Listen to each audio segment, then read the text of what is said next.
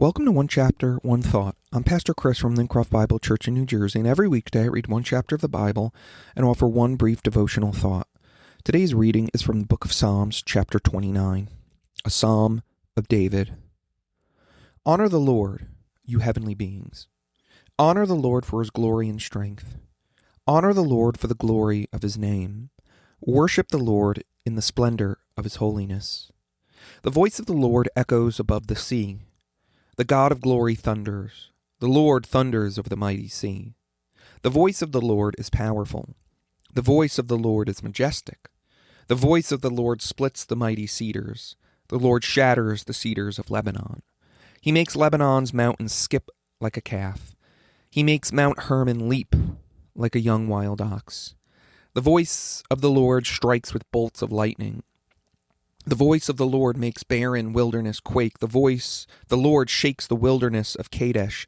The voice of the Lord twists mighty oaks and strips the forests bare. In his temple everyone shouts, "Glory."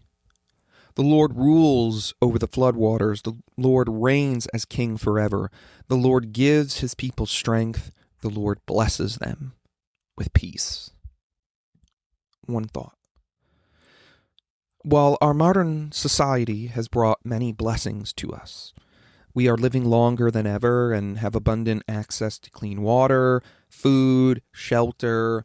We also have amazing digital devices that can connect us with almost anyone, anywhere in the world, and yet our digital age has also increased the number of voices that we have access to, and the number of voices that we can allow to influence us. But is God's voice one of them?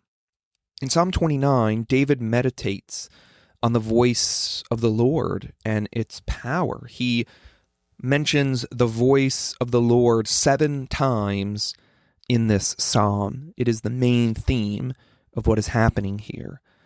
And David really, although he mentions the voice of the Lord 7 times, he's really getting at 2 big truths about God's voice.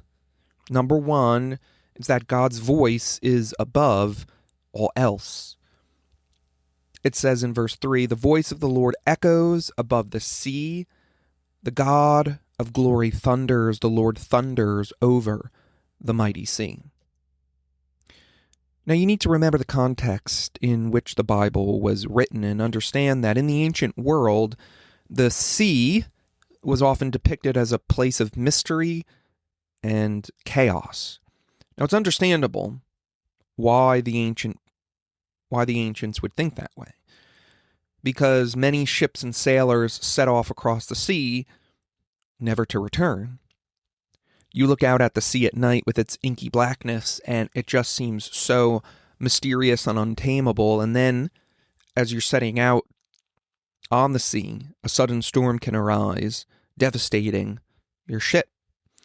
And so it was likened to a place of chaos and mystery in many ancient writings. And I think that David here is riffing on that a bit, but showing God's voice is above all the chaos. God's voice is above all the volatility. And so, on the flip side of that, his voice then brings us stability. And so if you feel like your life is just spinning out of control, it might be because you are listening to other voices than the voice of God that sits above all of them. And so David is getting at the fact that God's voice is above all else.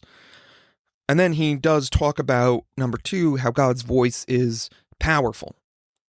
Look at all of these ways that his voice works in the world. I mean, David literally says the voice of the Lord is powerful.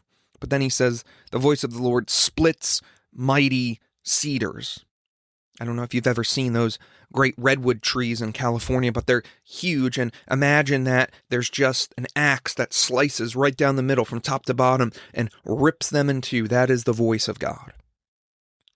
The voice of God can twist mighty oaks and just strip a forest bare. It's like a raging forest fire that just blows through an area and takes everything out.